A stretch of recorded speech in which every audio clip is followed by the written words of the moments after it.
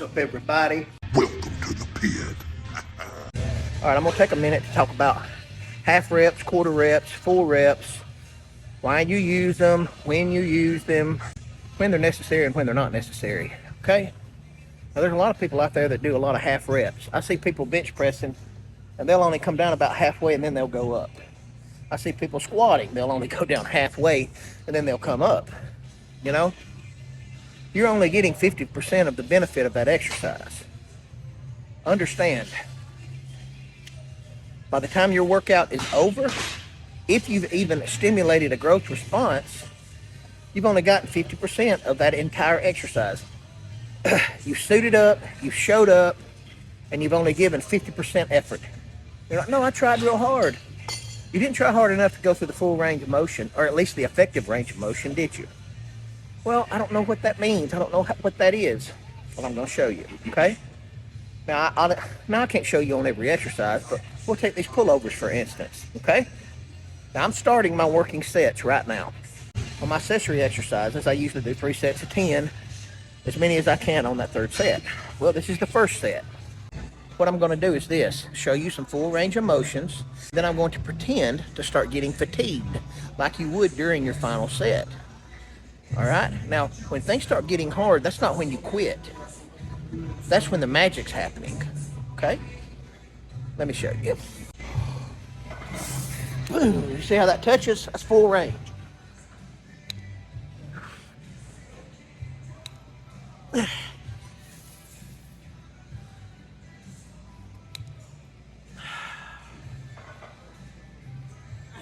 right? But let's pretend that I'm getting fatigued and I'm not able to continue with the full range, effective range of motion. Okay? Does that mean I just stop the exercise? No. And I'll explain. As you get fatigued, you keep pushing your body to its fullest potential, to the most effort that it will allow you to exert. And that means your rep range is going to diminish the more fatigued you get. So a full rep is going to turn into a 3/4 rep. And you're going to get 2 or 3 3/4 reps, give or take. Then your 3/4 reps are going to turn into half reps, which are then going to turn into quarter reps. And then pretty soon you're not going to be able to move it. Okay? Now, do you want to use this method every single time on every single set? I'm going to say probably not. Because if you do any amount of workouts through the week, you might be looking at overtraining after a while, especially the stronger you get. You know, but by then, your knowledge level and maturity when it comes to lifting should be high enough that you should be able to differentiate when to take it this far and when not to, okay? I don't recommend going to failure on every single set. Positive failure, yes. But like static holds and then getting in as many negatives as you can, eventually you're going to start overtraining that way.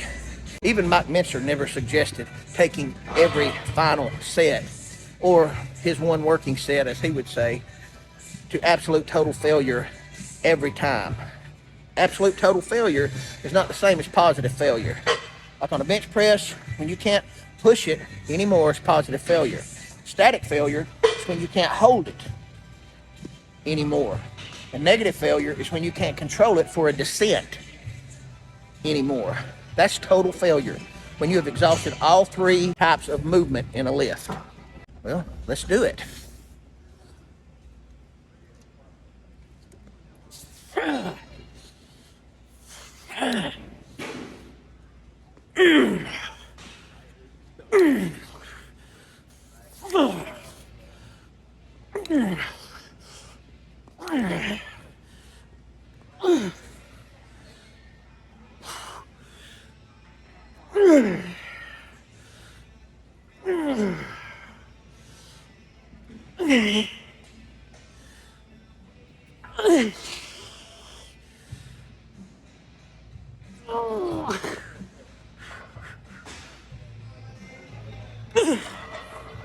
Whew. And that's pretty much what total failure looks like when you exhaust every dimension of your full range of motion. Full reps, 3/4 reps, half reps, quarter reps. I can't put any more on my lats than I did just then. Can't do it. One more set to failure is not going to induce any more of a growth response. All right, and if it did, well, if 2 sets are good, why not 3 to failure? If 3 are good, why not 4? You get what I'm saying? When is enough?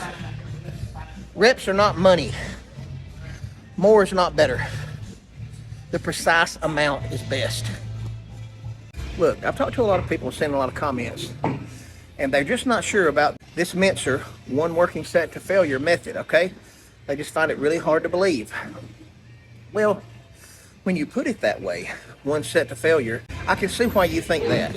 If it was explained a little bit further and in a little bit more detail, I think you'll understand the methodology behind it. And listen, it's not any different than really just pyramiding up to a heavy weight. Okay? And I'll explain to you. Today was a perfect example because I did exactly what Mentzer says you should do. Not only Mentzer, many other workout programs say the deadlift really only needs 1 set to failure. You know, the deadlift is so stressful on your central nervous system and it's so hard to recover from. 1 set to failure is really all you need to do. At least once you reach a certain strength level and it's hard for your body to recover from that kind of exertion. Well, if it's okay for deadlifts, why not other exercises? You get what I mean? And I know with the deadlift, you're pushing probably a lot more weight than with other exercises, except maybe squats, okay? Now, but on to the point that I'm trying to make. Let's say your working weight on deadlift, that 1 final set to failure is 465. Okay, that's your working weight for the day, 465. Well, Mentzer says you need to do some warm-up sets and then do that 465 for 1 set to failure. And millions of people are like, oh, it's just not enough. They almost get panicky about it. That's not enough, it's not enough. You know, they think 3 or 4 hours in the gym every day is how you do it. It's not how you do it. It's not how you do it. I've never did that. And I'm way stronger than a lot of people. I'm far weaker than some. But that's not how you get stronger, okay? That's how you wear your ass out and create situations that are hard to recover from. Look, I'm not saying that 3 sets of 10 won't work. I'm not saying that 3 sets of 5 won't work. If 3 sets of 5 will work, 3 sets of 10 will work, 3 sets of 9 will work, 3 sets of 7 will work, 3 sets of 6 will work, 3 sets of 12 will work. You get what I'm saying? It's all about the intensity in which you're willing to push your muscle. The higher the weight, the lower the reps. The lower the weight, the more reps you got to do. So the weight on the bar for 3 sets of 10 is going to be far lighter than the weight you're going to be using for 3 sets of 5. That's logical. If you're going to try to duplicate a similar level of intensity, okay? And intensity is the name of the game. And yes, you have time under tension and this and that and all that other stuff. It all works together. But fundamentally, if you lift progressively heavier weights over a period of time, you're going to get stronger. The stronger you get, the bigger you're going to get. You know, if one happens, the other's got to happen. That's just biology.